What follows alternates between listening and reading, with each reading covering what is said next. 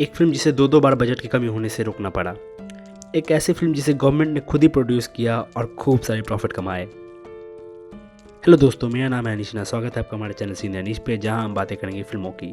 सत्यजीत रे एक ऐसा फिल्म डायरेक्टर जिसे निर्विवादित इंडियन सिनेमा का सबसे बड़ा डायरेक्टर माना जाता है। वैसे तो उन्होंने एक हिंदी फिल्म भी बनाई जिसका नाम था शतरंज के खिलाड़ी, बट वो उनकी पहली और आखिरी हिंदी फिल्म थी। वही सत्यजीत रे की पहली फिल्म पाथेर पांचाली थी। पाथेर पांचाली का अर्थ है पथ गीत या छोटे रास्ते का गीत। अगर इस फिल्म की कहानी की बात करनी है तो इस फिल्म के एक सीन से स्टार्ट करते हैं। पड़ोस से अमृत चुरा के दुर्गा उसे अपनी बोरो पिसी यानी बड़ी बुआ उनकी मटकी में लाके रख देती है।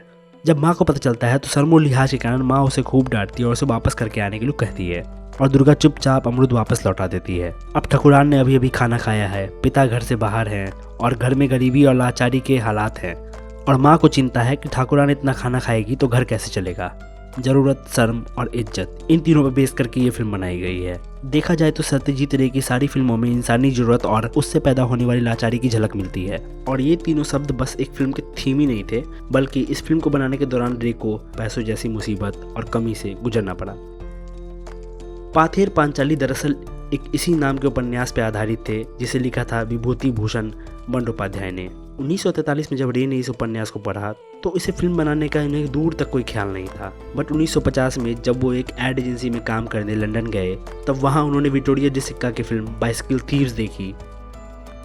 बाइसिकल थीव्स ने उन्हें इतना प्रभावित किया कि उन्होंने पाथेर पांचाली पर फिल्म बनाने का फैसला लिया, और उन्होंने ये भी तय किया कि जब भी वो ये फिल्म बनाएंगे तो इसी फिल्म की तरह यहाँ पे नेचुरल लोकेशंस होंगे और अज्ञात एक्टरों को रखा जाएगा। लंदन में अपने प्रवास के दौरान रे ने कुल 99 फिल्में देखी। रे ने जब इस फिल्म को डिसाइड कर लिया कि बनाना है तो प्रोडक्शन की ज़रूरत थी, बट क्योंकि उस टाइम प्रोडक्शन था नहीं तो रे ने खुद डिसाइड किया कि वो खुद ही इस फिल्म को प्रोड्यूस करेंगे। इसके लिए उन्होंने अपनी LIC पॉलिसी को गिरवी रखा, और यहाँ तक कि अपनी पत्नी के गहने भी उन्होंने गिरवी रख दिए। और फिर इस फिल्म की शूटिंग स्टार्ट हुई सन 1952 में। और फिल्म की जब शूटिंग स्टार्ट हुई तो इसकी प्रॉपर स्क्रिप्ट भी मौजूद नहीं थी, और इस फिल्म की शूटिंग के दौरान रे ने सिर्फ कुछ नोट्स और ड्राइंग की मदद ली थी। और क्योंकि फिल्म का बजट भी कम था तो इसीलिए लोकेशन और कलाकार पे ज़्यादा खर्चे भी नहीं किए गए थे, और बजट के कारण इस फिल्म की शूटिंग को 2 बार रोकना पड़ा, जिसमें पूरे के पूरे 18 महीने बर्बाद हो गए। क्योंकि इस दुर्गा और अप्पू का किरदार निभाने वाले एक्टर भी छोटे थे तो रे को डर था कि कहीं उनके बढ़ने के कारण उनकी आवाज़ में चेंजेस ना आ जाए, क्योंकि इस उम्र में 1-2 साल में ही आवाज़ और चेहरे में बहुत अंतर आ जाता है।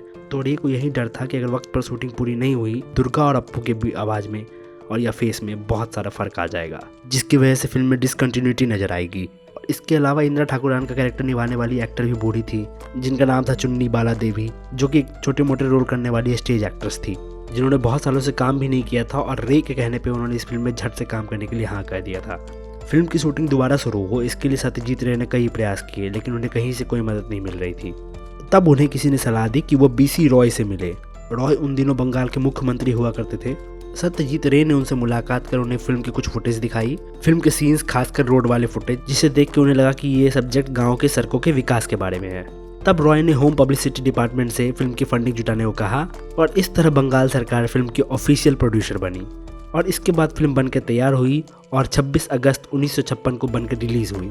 और इस फिल्म का एक और किस्सा सुना है तो इस फिल्म के रिलीज होने से पहले इंदिरा ठाकुरान का रोल करने वाली एक्ट्रेस इस दुनिया से चल पड़ी। इस फिल्म में एक सीन है जिसमें इंदिरा ठाकुरान दुर्गा की माँ से तंग आके कहती हैं, मुझसे पहले जो लोग आए वो जा चुके हैं, बस मैं पीछे छूट गई हूँ, एक भिखारन जिसके पास एक भी कौड़ी नहीं है। देखो मेरा बटुआ भी खाली है। ईश्वर, दिन खत्म हो गया है और शाम आ गई है, अब मुझे भी पार लगाकर उस किनारे पहुंचा दे। यूँ तो सिर्फ ये फिल्म का डायलॉग था, लेकिन आयरनी देखिए, फिल्म की शूटिंग पूरी होते ही ये पुकार सुन ली गई। रे कहते हैं कि ये अपने आप में एक चमत्कार ही था कि फिल्म की शूटिंग पूरी होने तक चुन्नी बाला बची रही। इस फिल्म के बाद सत्यजीत रे ने इसी कड़ी में 2 और फिल्में बनाई, अपराजितो और अपूर संसार। इन तीनों फिल्मों को अपूर ट्रिलॉजी के नाम से जाना जाता है। जैसा कि इंडिया की तमाम बड़ी हस्तियों के साथ होता ही है, पाथेर पांचाली चाहे हमने देखी हो या ना देखी हो, सत्यजीत रे हमें छाती फुलाने का मौका जरूर देते हैं कि देखो, मार्टिन स्कॉर्सेसे ने एक भारतीय फिल्मकार को महान कहा था। मार्टिन स्कॉर्सेसे अमेरिका के एक बड़े निर्देशक हैं जिन्होंने टैक्सी ड्राइवर और गुडफेलास जैसे महान फिल्में बनाई। जापान के महान निर्देशक अकीरा कुरोसावा ने भी सत्यजीत रे की फिल्मों के लिए कहा है, रे की फिल्में ना देखना ऐसा है जैसे आप दुनिया में बिना चांद और सूरज देखे इस दुनिया से चले गए। सत्यजीत रे एक महान डायरेक्टर थे, ये हमें किसी भी चीज़ से प्रूव करने की जरूरत नहीं, ये सारी चीज़ें इन चीज़ों को बताने के लिए काफ़ी हैं।